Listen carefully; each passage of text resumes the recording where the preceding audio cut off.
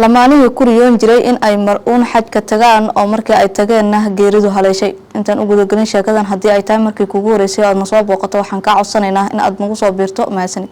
lamaane muslim ah oo ka qayb ahaa dadkii ka tagay Mareykanka ayaa sanadkan ka mid noqday dadka ku dhintay xajka. gabadhooda oo la hadashay warbaahinta BBC-da ayaa sheegtay in waalidkeeda uu ku soo booday qalal sababay kuleelka daran ee ka jiray dalka Saudi Arabia, taasi oo ay u dheereedah in ay muddo 2 saacadood ka badan ay ku hoos lugeynayeen qoraxda. lamaanahan oo lagu kala magacaabo Alhaja oo 17 jir ah iyo Haja Ezitu oo 65 sano jir ah ayaa waxa ay ka tageen gobolka lagu magacaabo Maryland oo ka tirsan dalka Mareykanka, waxayna ku hami weynaayeen ama ay ku rajo weynaayeen in ay xajka si nabad ah ku gutaan oo ay si nabad ah ugu laabtaan guryahooda iyo gobolkii ay ka tageen. lamaanahan ayaa qayb ka noqday in ka badan 1300 oo qof oo sanadkan ku geeriyooday xajka. Saudi Arabia ayaa sanadkan waxa uu digriga kuleelka gaaray wax ka badan 50 digri. gabadha ay dhaleen lamaanahan geeriyooday oo lagu magacaabo Saciida oo la hadashay warbaahinta BBC-da ayaa sheegtay in waalidkeeda oo dayaca ku soo gaaray dhibkii ku dhacay. waxa ay sheegtay in kooxdii safarkooda ka shaqeynaysay ay u ballan qaadeen markii hore in ay heli doonaan cunto iyo biyo ku filan. waxa ay sheegtay in taasi aysan dhicin oo waalidkeeda ay u geeriyoodeen dayac ku yimid.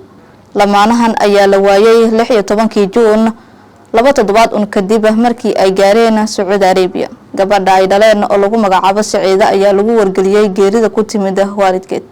gabadha ay dhaleen lamaanahan oo lagu magacaabo Saciida oo warbaahinta BBC-da la hadashay ayaa sheegtay in waalidkeeda uu muhiim u ahaa in ay xajka soo gutaan, waxayna sheegtay in mid walba uu ku baxay qarash gaaraya 11,500 oo doolarka Mareykanka ah.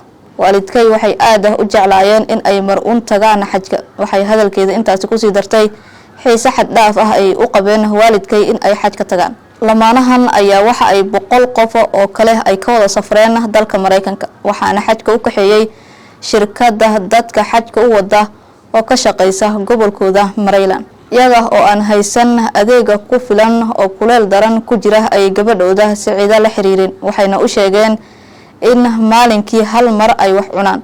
waxay sidoo kale u sheegeen in ay ku dadaalayaan sidii ay u heli lahaayeen biyo ku filan oo ay cabaan. dowladda Saudi Arabia ayaa sheegtay in ku dhawaada 1301 qof ay sanadkan ku geeriyoodeen dalkeeda kadib markii uu soo dhamaaday acmaasha xajka.